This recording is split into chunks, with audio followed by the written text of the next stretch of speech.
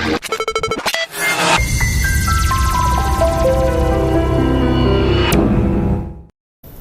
just happened? What just happened? What just happened? What just happened? What the f happened? What just happened? I am Dan. This is Julia. And today we're covering season 3, episode 8 of Servant called Donut. What a wild episode. Jules, we only got 2 weeks left. 2 weeks. I'm really excited to find out what happens, but I'm so sad that it's going to be over. I'm so sad. Me too. Very upsetting. But the Servant content is not done from us. You know, of course, we're going to do the last few episodes. We have the fan theory video coming out next week. And that's how you can win the $50 gift card to a movie theater of your choice. Just subscribe and comment. And if you comment before Wednesday when we record it, then you'll most likely your comment will be in the video. Most likely, we're gonna do as many as we can. All right, let's get into this episode. But before we do, I have to shout out one of my favorite comments of the week from Meg Delaney. She says, "Since Nell Tiger Free played Myrcella Baratheon on Game of Thrones, but she was technically a Lannister, let's call her worshippers Leannisters." I am all for it. So that is amazing. It's That's so good. amazing. Leannisters, and it's Yeah, so much better. it's never so not much going to better- be that now. No, never. And it's so much better than just like the homeless kids or whatever. It's like so much more catchy. So yeah, Leannisters from now on, that's what they're called henceforth. Thank you for that. Thank you. Yeah, thank you so much. So starting this episode, the Leannisters are gathered around having some type of balloon ceremony. I found that quite interesting. And again, sorry to interrupt, but No. before I forget, because I will, what is it with the color yellow? I know someone mentioned that in the comments. It seems to show up in every episode. There's some like scene that's just has all of this yellow in it because they have the yellow balloons. Her dress was yellow. I don't know if that's supposed to mean something, but if you guys think it does, let us know in the comments. I wouldn't be surprised. The colors meant something for Breaking Bad, so I wouldn't be surprised if the colors meant something for this show as well. And there's so many like deep Easter eggs, and like honestly, the story's starting to come together. And we really got a lot of evidence this episode of like what's really going on. So the clues are there, and it's up to us to put it together. You know, we only have one more season after this year, so they're starting to lay the breadcrumbs of, hey, this is what's going on, and it's up to you guys to figure it out. Yeah. So I love that.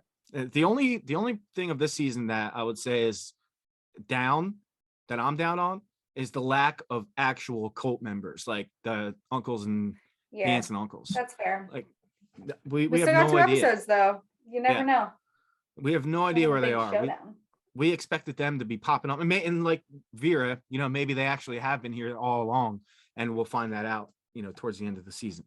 But you know, they're having a balloon ceremony. Leanne wants a balloon, so they give her one, and then pretty much they set up this episode that they're actively being her watchdogs. Like they survey the neighborhood, they walk around, they take shifts. Like the Leannisters are out in full force, just protecting her. They have live surveillance going. It's nuts. So we found a lot out about that this episode. But Dorothy, she's not happy. She doesn't want Leanne in her room. She doesn't want her to ever touch Jericho again. So I wonder how that's going to play out. She has made up her mind. She wants Leanne gone, and she's not gonna go quietly. Let's just say that. Yeah, it doesn't sound like it. No. But then Isabelle, I was wondering when she was going to show up again. Dorothy's coworker, she shows up running in the park while her Leannisters are out they're out on patrol, and she gets a chance to talk to Leanne. And at first she seems like she just wants to be friendly, but you could tell she has some kind of other motive going on, because remember last time she looked up her name and saw the missing poster, and like she knows something's fishy. I'm a little surprised that Leanne didn't catch on to that. Because Yeah, me too. my first instinct was, what does she want? Yeah. So she sets up a play date, and we see what comes to that later on in this episode. But then what's up with the scene when Leanne, like, do you ever see people playing the game when they act like they have a fake remote and they're like, pause, and you have to stop whatever you're doing, even if you're pouring milk, and keep pouring it. And it just like that, she made Julian keep pouring the milk, and it was just spilling on the floor. I'm like, what is this about? What are you doing? So, It had like I don't know, she had like a very like domineering tone. Like it was like she was enjoying being on like some kind of power trip with him. I'm not sure why he was going along with it. he's just like, whatever. He was like, this is weird, but If it's gonna get me some, I'll spill the milk wherever you want me to, Leanne. Whatever you want. And she saw Dorothy walk by, like didn't even say anything. She's just like, You're just I don't like, have "What time the for this. hell?" Yeah. But speaking of Dorothy, her and Sean are having marriage issues, and it's all because of Leanne. She Yeah. wants Leanne gone. Sean's like, he pretty much knows that if Leanne goes, Jericho goes, and he's just trying to keep his family together. And he's doing a lot of housework this episode to try to get on her good side. It's not working. He hangs up her favorite painting and everything, but she's just like, if you want to fix this, you know what you have to do, and that's get rid of Leanne, which will not happen. Leanne then hears an ambulance out front, which this scene was really cool how they did it. So she walks out, she sees the ambulance, and then she sees Isabelle walk up, say something to the EMT, and then pass him off some money. So I'm happy we eventually found out what this conversation was about, which I like that. Didn't you like how they're not like, oh, we're not going to tell you what they said. Like we find out what they were talking about later on in the Yeah, episode. well, I feel like they have no reason to hide that. If she was talking to the ambulance and we know she's trying to get close to Leanne for whatever reason, I feel like we can pretty much put two and two together at this point. Because she was talking about that at the black party with that other lady, right? Yeah, exactly. Yeah. But she goes up to Leanne, and at first she's just like, no, there was a homeless man unresponsive, so I called an ambulance. So I was worried about him. And she kind of plays it off. Then the two step in for donuts and coffee. And Jules, I had one thought as they showed her feet stepping through the threshold of the house. Hello? Welcome to hell.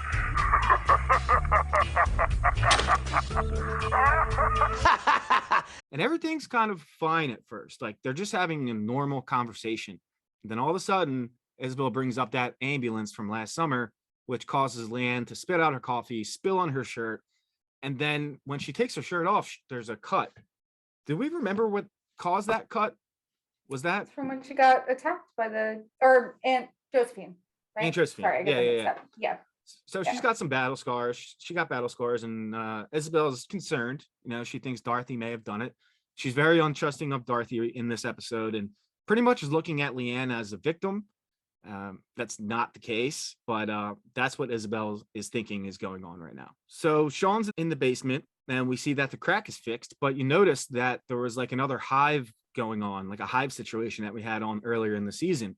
And he saw that where a wine bottle should have been. So we'll find out what's up with that probably later on.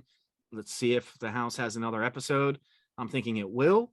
I'm still not quite sure what's going on with the house and the connection with Leanne, but there's definitely something there. So if you guys know, let us know and we will shout you out. So then the Leannisters are all sitting with their legs crossed, and Leanne asked for a report on the day. And that's when we find out, why they're doing their rounds and all that type of stuff. They said the man seemed fine that Isabelle called the ambulance on. They don't really know why they called the ambulance. So then Leanne's like, all right, what's going on? This bitch is lying to me, and I'm going to find out, like, pretty much right away. And then she gets the dagger, holds it up, and says, this is what they use to control us. At least they used to. And she says, I'm not scared anymore. You guys scared? They say no. She brings the dagger inside. She sneaks it by Dorothy, and then she puts it in a box. And it looks very much like a ritual type of box.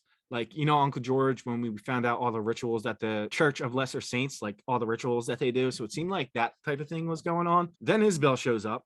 She claims she knows what Dorothy did, really freaks Dorothy out. And then there's she hears a noise in the kitchen. And then it was really cool. Did you notice you can see Leanne sneak by and go in the other room and go around? It was really cool. Like they didn't focus on it at all, but you could see it if you paid attention. And then she comes outside to talk to her. She doesn't want Dorothy to notice that she's talking to her. And then she straight up confronts her. She's like, so you didn't want to be my friend? And I'm like, oh no. Oh no. That's one thing I love about this new personality that she has now. I mean, I'm all for a good confrontation, Oh yeah. And then, Isabelle, still thinking that Leanne is the victim here, she's like, hey, I talked to the EMTs. They didn't tell me, but they looked freaked out. I found a death certificate. That's not Jericho. Is that your kid? Like, she's asking all these questions. She's going to expose the story. But think about it, Jules. Like, the evidence is there. If someone wants to dig into it, they will find out that Jericho 1 did, in fact, die.